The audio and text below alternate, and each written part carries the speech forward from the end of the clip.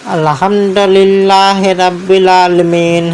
Wassalatu wassalamu ala sayyidil anbiya wal mursalin wa ala alihi wa ashabihi ajmain. मोहतरम हाजरीन मजलिस, आज का हमारा मौजू है हज़रत अबू तालिब का तकफीर क्यों नहीं की जा सकती। यह एक अहम और नाजुक मसला है जिस पर सदियों से बहस होती रही है।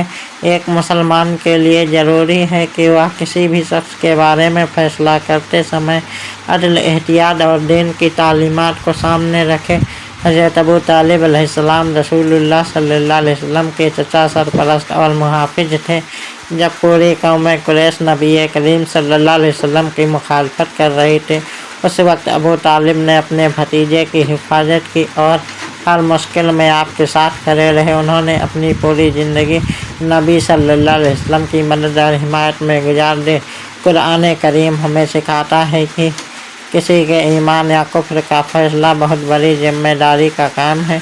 तकफीर यानी किसी मुसलमान या किसी ऐसे शख्स को काफिर कहना जिसके बारे में यकीनी दलील मौजूद ना हो, बहुत ख़तरनाक अमल है। रसूलुल्लाह सल्लल्लाहु अलैहि वसल्लम ने फरमाया कि अगर कोई अपने भाई को काफिर कहे और वह वैसा ना हो तो यह बात कहने वाले की तरफ लौट जाती है। मोहतरम दोस्तों, हज़रत अबू तालिब के बारे में अहले इल्म के दरमियान मुख्तलिफ राय पाई जाती है। बहुत से उलेमा ने उनकी अजीम कुर्बानियों और अशार को सामने रखकर यह राय पेश की कि वह ईमान वाले थे और उन्होंने अपने ईमान को मसलहत की बुनियाद पर जाहिर नहीं किया। दूसरी तरफ कुछ उलेमा ने दूसरी राय इख्तियार की, लेकिन एक बात पर सभी मुत्तफिक हैं कि इस मसले में तहजीब, अदब और एहतियात ज़रूरी है। अब सवाल यह है कि अबू तालिब की तकफीर क्यों नहीं की जानी चाहिए। सबसे पहली वजह यह है कि उन्होंने पूरी ज़िंदगी नबी करीम सल्लल्लाहु अलैहि वसल्लम की हिफाजत की। जब मक्का के मुशरिकीन ने नबी सल्लल्लाहु अलैहि वसल्लम को तकलीफ़ें पहुँचाई, तब अबू तालिब के लिए ढाल बनकर खड़े रहे। शोबे अबी तालिब की सख्तियों को उन्होंने अपने परिवार के साथ बर्दाश्त किया। अगर वह दुश्मन होते तो इतनी बड़ी कुर्बानियाँ कभी न देते। दूसरी वजह यह है कि उनके बहुत से मशहूर अशार में नबी करीम सल्लल्लाहु अलैहि वसल्लम की नबूवत और सच्चाई की तस्दीक नज़र आती है।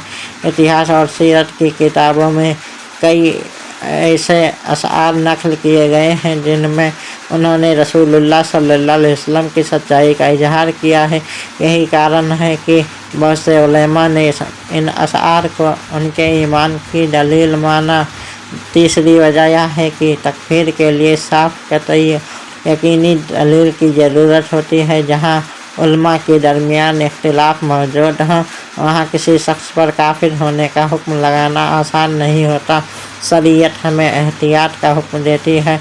चौथी वजह यह है कि अहले बैत और रसूलुल्लाह सल्लल्लाहु अलैहि वसल्लम से मोहब्बत रखने वाले करोड़ों मुसलमानों के नज़दीक हज़रत अबू तालिब का मकाम बहुत बुलंद है। उनके बारे में गुस्ताखाना या तौहीन आमेज अल्फाज इस्तेमाल करना अदब रसालत के ख़िलाफ़ समझा गया है। मोहतरम हाज़रीन, आला हज़रत इमाम अहमद रज़ा खान रहमतुल्लाह अलैह ने भी अपने फतवा और तहरीरों में हज़रत अबू तालिब के बारे में अदब और एहतियात का तरीक़ा अपनाया। उन्होंने यह बयान किया कि ऐसे मसाइल में बेहूदगी, झगड़े और तौहीन का रास्ता नहीं अपनाना चाहिए। मुसलमान का काम यह है कि वह अपने अक़ीदे को दलील के साथ पेश करे और दूसरों की तौहीन से बचे।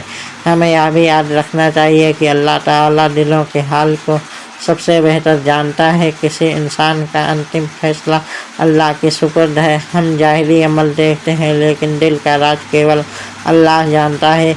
इसलिए तकफीर में जल्दबाजी करना इस्लामी तालीमात के ख़िलाफ़ है। आज के दौर में हमें अफसोस की बात है कि कुछ लोग छोटे छोटे मसाइल पर एक दूसरे को काफिर कहने लगते हैं, जबकि इस्लाम हमें भाईचारा, मोहब्बत, इल्म और हिकमत की तालीम देता है। अगर किसी मसले में उलेमा का इख्तिलाफ मौजूद हो तो हमें अदब के साथ अपनी बात रखनी चाहिए और दूसरे नज़रिए का एहतराम करना चाहिए।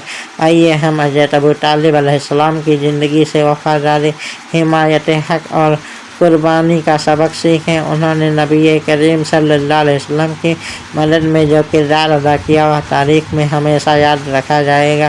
ہمیں ان کے بارے میں بات کرتے ہوئے ادب اور انصاف کا دامن نہیں چھوڑنا چاہیے۔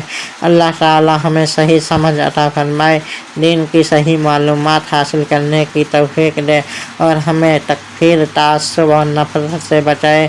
وآخر دعوانا ان الحمد للہ رب العالمین۔